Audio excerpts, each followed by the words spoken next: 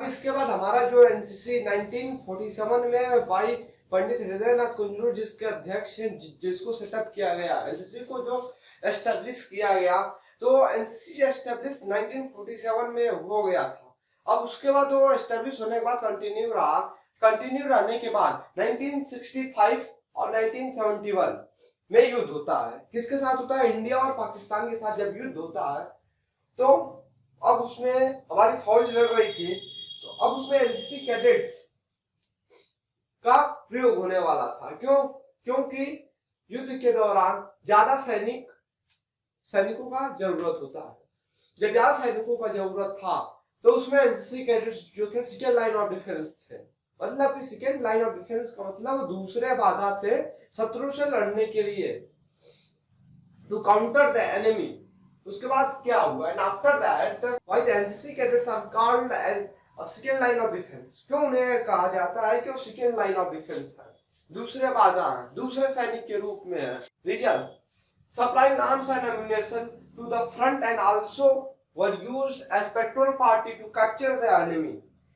जो NCC cadets थे, NCC cadets जो थे वो सेना को एम्युनिशन, गोला बारूद, जो भी लड़ने की जरूरतें वाली सामान थी, राशन, सब चीज पहुंचाते थे। कहां से? अपने बेस कैंप से फ्रंट लाइन तक। ये एम्युनिशन पहुंचाने का काम हो गया उनका पहला।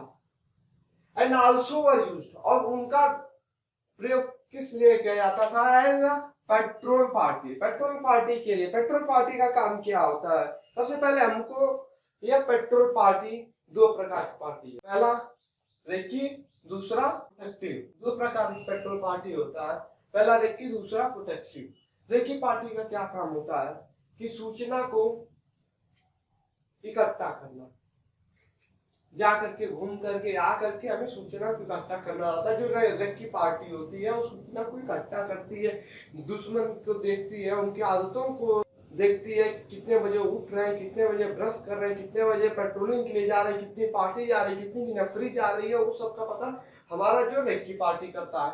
अब प्रोटेक्टिव पार्टी कहता है जब युद्ध होता है तो उस दौरान हमारे इंटेलिजेंस बहुत ही मायने रखती है। इंटेलिजेंस का मतलब हमारी जो सूचना आए, अंदर से जाए ना। और अंदर सूचना जा रही है कि हमारे अल्फा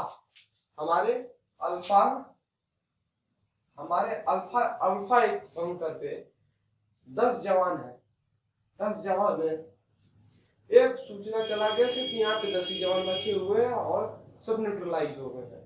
तो एनिमी हमारा अटैक इनके ऊपर हो जाएगा, टू न्यूट्रलाइज, हम इनको और ये न्यूट्रलाइज कर दे, क्योंकि यहाँ पे फौज है नहीं, लड़ पाएगा नहीं। यहाँ पे 10 हम 100 से आकर लड़ जाए। तो एक प्रोटेक्टिव में क्या होता है कि सूचना को जाने नहीं दिया जाता है, सूचना को बचा के रखा जाता है। अब यहाँ पे इनका एनसीसी का आपको रोल समझ में आ गया। पेट्रोल पार्टी हम समझ लिए दो प्रकार होता है, रेकी, प्रोटेक्टिव। अब इसको आगे देखा जाएगा। To capture the enemy. After that in 1965 and 1971 इंडो-पाक war, the NCC syllabus was revised. उसके बाद क्या हुआ? ये युद्ध हो गया। अब युद्ध में हमें जरूरत पड़ी कि इसमें हम सिलेबस को और अच्छी तरह से लाएं, जिस चीज का उस समय जरूरत पड़ा था कि हम कैडेट्स को ट्रेन करें। तो उस समय जैसे कि मान लीजिए एफसी का जरूरत पड़ गया होगा, अच्छा से बीसी का जरूरत पड़ गया, मैप रीडिंग का, तो उन सब सिलेबस को इसमें रिवाइज किया गया। जैसे कि उसमें एक यह सिलेबस है कि greater importance was given to other areas like social service and youth. Social service और यूथ पर ज्यादा फोकस किया गया था।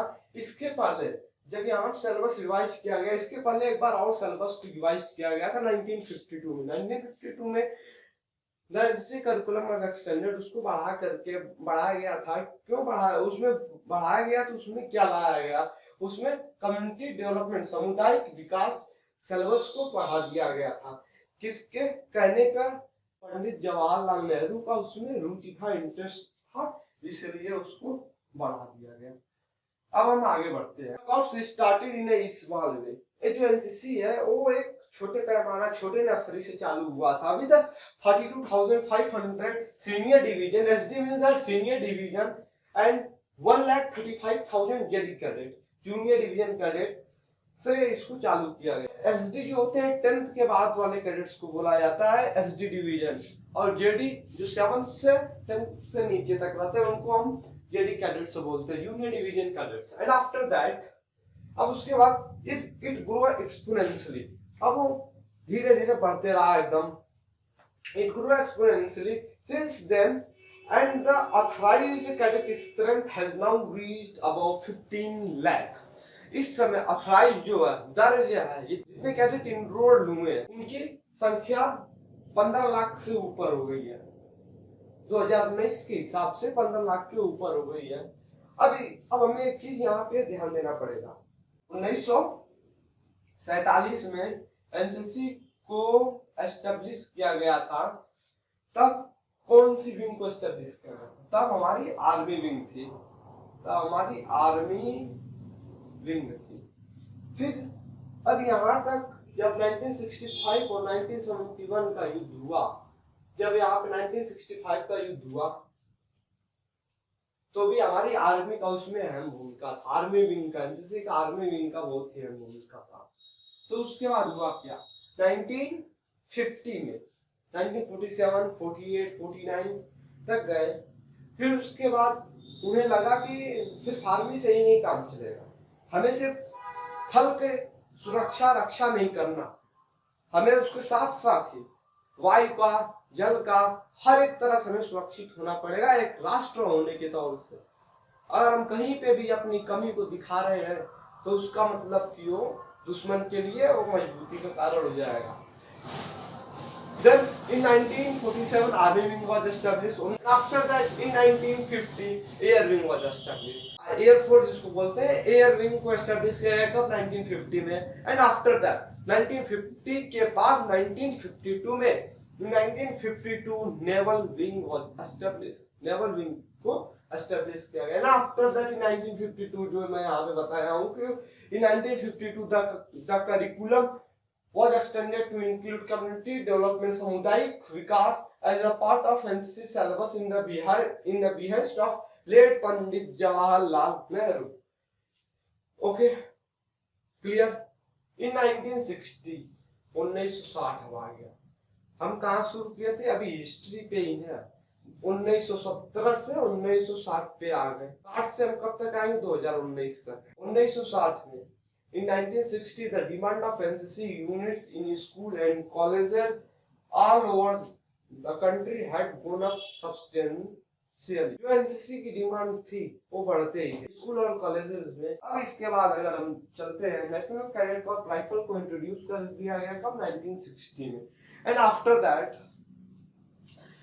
दैट चाइनीज एग्रेशन ऑफ 1962, जो चाइना के साथ युद्ध था वो बढ़ते गया। चाइना के और इंडिया के साथ 1962 में युद्ध हुआ था, तो उसका क्या नाम दिया गया था, साइनो